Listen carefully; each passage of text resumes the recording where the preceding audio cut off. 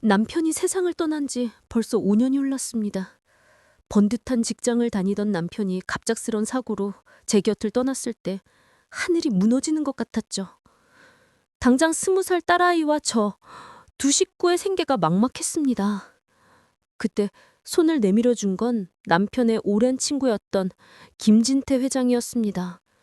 그는 자신의 회사에 미화원 자리라도 괜찮겠냐며 제게 일자리를 주었죠. 저는 그저 감사한 마음에 몇 번이고 고개를 숙였습니다. 지저분한 일을 하는 것은 전혀 부끄럽지 않았습니다.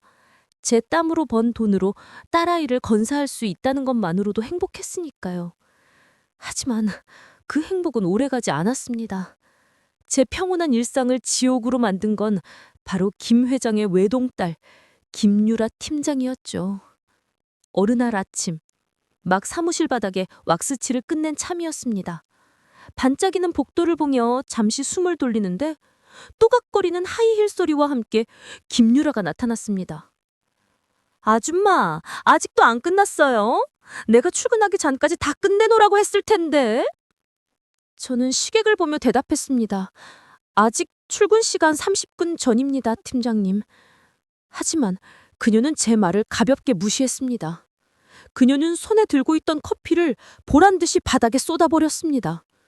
하얗고 반짝이던 바닥을 순식간에 검은 얼룩이 번졌습니다. 어머, 손이 미끄러졌네.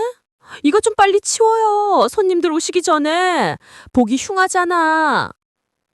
그녀는 단 한 번의 사과도 없이 차갑게 말하고는 사무실로 쏙 들어가 버렸습니다. 저는 무릎에 손을 짚고 일어나 터덜터덜 걸레를 가지러 갔습니다. 손에 쥐가 나도록 닦아낸 바닥이 한순간에 더러워지는 것을 보며 참을 수 없는 모멸감이 들었지만 꾹 참았습니다. 그녀의 아버지가 제게는 은인이었으니까요. 제가 참으면 모든 게 괜찮을 거라고 생각했습니다. 하지만 그건 저의 어리석은 착각이었습니다. 김유라의 괴롭힘은 날이 갈수록 심해졌습니다. 일부러 제 청소구역에 쓰레기를 버리는 건 예사였고 모든 직원이 보는 앞에서 제게 삿대질하며 고함을 치기도 했습니다. 아줌마, 여기 책상 밑에 먼지 그대로 있잖아요. 월급 받아가면서 일 이따위로 할 거예요? 당장 와서 다시 쓸어요. 그녀가 가리킨 곳은 방금 제가 3번이나 쓸고 닦은 곳이었습니다. 그녀는 직원들이 제게 쏠리는 동정의 시선을 즐기는 것 같았습니다. 마치 제가 괴로워하는 모습을 보며 희열을 느끼는 악마처럼 말이죠. 저는 어떻게든 이 관계를 개선해보고자 김 회장을 찾아갔습니다. 죽은 남편과의 의리를 생각해서라도 제 말을 들어줄 거라 믿었죠. 아이고, 박선영 씨. 이게 얼마만이야? 무슨 일 있어요? 저는 어렵게 입을 뗐습니다. 회장님, 다름이 아니라 유라 팀장님 때문에 제가 혹시 무슨 실수를 한 게 있다면. 제 말이 채 끝나기도 전에 김 회장은 손을 내저으며 웃었습니다. 아유, 우리 유라. 걔가 아직 어려서 철이 없어서 그래요. 박선영 씨가 어른이니까 너그럽게 이해 좀 해줘요. 내가 나중에 단단히 말해러 올게.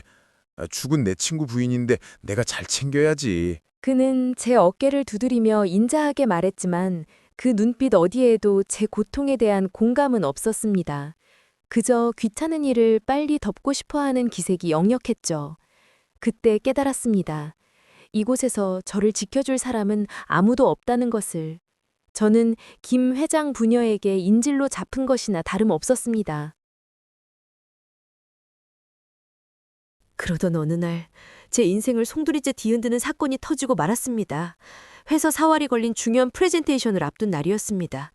마케팅팀 전체가 며칠 밤을 새워 준비했고 그 중심에는 당연히 김유라가 있었죠. 그런데 발표 당일 아침 회사가 발칵 뒤집혔습니다. 발표 자료가 담긴 USB가 감쪽까지 사라졌다는 겁니다. 내 USB 분명히 어젯밤에 책상 위에 올려두고 퇴근했는데 누가 훔쳐간 게 틀림없어. 사무실은 순식간에 아수라장이 되었습니다. 모두가 서로를 의심의 눈초리로 쳐다볼 때 김유라가 갑자기 제게 다가와 소리쳤습니다. 아줌마였지? 어젯밤에 제일 늦게까지 남아서 청소한 거 내가 다 봤어. 내 책상 주변에서 뭘 그렇게 기웃거리나 했더니 결국 이런 짓을 하려고. 저는 너무나 황당해서 말문이 막혔습니다. 팀장님, 그게 무슨 말씀이세요? 저는 정말 시끄러워. 평소에 나한테 불만 품고 있었던 거 알아. 그래서 복수라도 하고 싶었어? 우리 회사 망하게 만들고 싶었냐고! 당장 안 내놔! 그녀는 제 작업복 주머니를 거칠게 뒤지기 시작했습니다. 수치심에 얼굴이 불타는 것 같았습니다. 결국 회장실까지 불려가게 된 저는 눈물을 흘리며 결백을 주장했지만 아무 소용이 없었습니다. 박선영 씨, 정말 실망이 크군. 일단 조사가 끝날 때까지 회사에 나오지 마시오. 이건 해고 통보나 다름없어. 저는 힘없이 회사에서 쫓겨났습니다. 평생 느껴보지 못한 절망감이 온 몸을 휘감았습니다. 집으로 돌아와 멍하니 앉아 있는데 딸 수진에게서 전화가 걸려왔습니다. 엄마, 목소리가 왜 그래? 무슨 일 있어? 저는 차마 사실대로 말할 수 없었습니다. 그저 몸이 좀 안 좋다고 둘러댔죠. 전화를 끊고 나자 억눌렀던 울음이 터져 나왔습니다. 남편에게 미안했고 딸에게는 더더욱 미안했습니다. 이렇게 무능하고 억울하게 당하기만 하는 엄마라서요. 그때 결심했습니다. 더 이상 당하고만 있지 않겠다고. 내 딸을 위해서라도, 짓밟은 내 존엄을 되찾기 위해서라도. 김유라, 그리고 그녀를 방관한 김진태 회장, 두 사람 모두에게 죗값을 치르게 하리라고요. 그날부터 저는 복수를 계획하기 시작했습니다. 김유라를 무너뜨릴 방법은 증거를 찾아 결백을 증명하는 게 아니었습니다. 그녀의 가장 큰 약점, 바로 그녀의 오만함과 게으름을 이용해야 했습니다. 저는 청소부로 일하며 그녀의 모든 습관을 꿰뚫고 있었습니다. 그녀는 늘 중요한 파일은 회사 서버와 함께 개인 클라우드에도 저장해두는 버릇이 있었고, 귀찮다는 이유로 공용 컴퓨터에서도 자동 로그인을 풀어두지 않았죠. 그리고 늘 자신의 강아지 이름과 생일 4자리로 모든 비밀번호를 통일해서 쓴다는 사실도요. 저는 먼저 익명의 이메일 계정을 하나 만들었습니다. 그리고 내부 고발자를 자처하며 김진태 회장과 감사팀에 메일을 보냈습니다. 내용은 간단했습니다. 마케팅팀 김유라 팀장이 중요한 회사 기밀 자료를 외부로 유출하려는 정황을 포착했다. 특히 어제 오후 3시경 회사 기밀 마케팅 서버에 접속해 대량의 파일을 다운로드한 기록이 있을 것이다. 즉시 조사하여 회사 자산에 보호해야 한다. 제가 메일에 명시한 어제 오후 3시. 그건 제가 쓰레기통에서 발견한 백화점 명품관 영수증에 찍힌 시간이었습니다. 김유라는 그 시간에 회사 근처 백화점에서 쇼핑을 즐기고 있었죠. 제 메일은 완벽한 거짓말이었지만 김유라를 함정에 빠뜨리기 위한 미끼였습니다.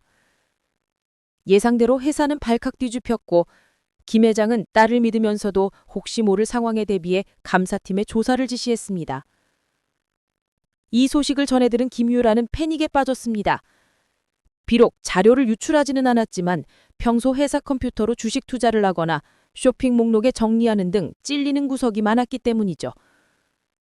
그녀는 자신의 범죄 행각이 들통날까봐 허둥지둥 감사팀보다 먼저 증거를 인멸하려 했습니다.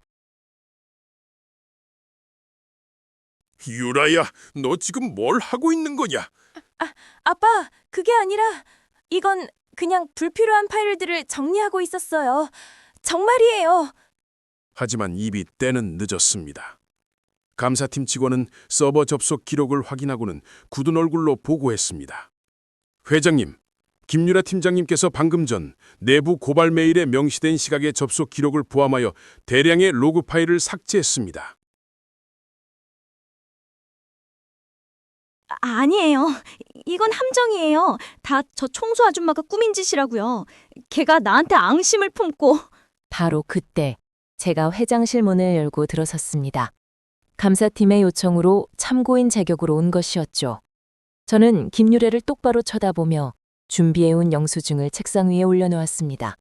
팀장님, 내부 고발자가 지목한 어제 오후 3시에 팀장님은 회사에 안 계셨던 걸로 아는데요. 여기 이 백화점 영수증에 팀장님 서명이 되어 있네요. 김 회장은 떨리는 손으로 영수증을 집어들었습니다. 딸의 거짓말이 하나씩 드러나자 그의 얼굴은 잿빛으로 변해갔습니다. 결정적인 한 방이 남아 있었죠. 저는 조용히 입을 열었습니다. 그리고 팀장님이 잃어버리셨다는 USB 말입니다. 바로 그때 마케팅 팀의 한 젊은 사원이 잔뜩 겁에 질린 얼굴로 회장실로 뛰어들어왔습니다. 그의 손에는 문제의 그 USB가 들려 있었죠. 죄송합니다. 제가 며칠 전에 휴게실 소파 틈에서 이걸 발견했는데 팀장님이 너무 화를 내셔서 무서워서 말을 못했습니다. 정말 죄송합니다. 모든 퍼즐 조각이 맞춰지는 순간이었습니다. 김유라는 자신의 실수로 USB를 잃어버렸고 그 책임을 뒤집어 씌우기 위해 저를 도둑으로 몰았던 겁니다. 그리고 내부 고발 메일에 겁을 먹고 제발 저려 증거를 인멸하려다 스스로 덫에 걸려든 것이고요. 그녀는 그 자리에 주저앉아 엉엉 울기 시작했지만 이미 아무도 그녀의 눈물을 믿어주지 않았습니다. 김유라는 결국 회사 기밀 유출 시도, 증거인멸, 무고 등의 혐의로 회사에서 해고당한 것은 물론 회사의 막대한 손실에 대한 손해배상 선고까지 당하게 되었습니다. 김진태 회장은 모든 사람 앞에서 망신을 당하고 고개를 들지 못했죠. 며칠 후 그는 저희 집까지 찾아와 무릎이라도 꿇을 기세로 제게 사과했습니다. 정말 면목이 없어. 박선영 씨, 내가 죽을 죄를 지었어. 친구볼 낯이 없네. 이건 내 사죄의 뜻이니 제발 받아주시오. 그가 내민 봉투에는 제가 평생 만져보지 못할 만큼 큰 금액의 위로금이 들어있었습니다. 그는 회사에 복귀해서 정식 직원으로 일해달라고 했지만 저는 정중히 거절했습니다. 더 이상 그 지긋지긋한 곳에 머물고 싶지 않았으니까요. 저는 그 돈으로 오랫동안 꿈꿔왔던 작은 한식당을 차렸습니다. 남편이 살아있을 때 제 음식 솜씨가 아깝다며 늘 가게 하나 차려주겠다고 약속했었는데 이제야 그 꿈을 이루게 된 셈이죠. 식당은 금세 입소문이나 문전성시를 이루었고 제 딸 수진이도 학교를 오가며 제 일을 돕는 든든한 지원군이 되어주었습니다. 햇살이 가득 들어오는 제 식당에 앉아 웃고 있는 딸아이의 얼굴을 보면 지난날의 악몽은 아득하게만 느껴집니다. 세상에는 이유 없이 다른 사람을 쥐밟으려는 악한 사람들이 분명히 존재합니다.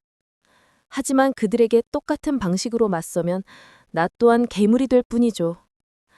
가장 완벽한 복수는 그들의 손을 더럽히지 않고도 스스로 무너지게 만드는 것, 그리고 나는 그 모든 상처를 딛고 누구보다 행복하게 살아가는 것 아닐까요?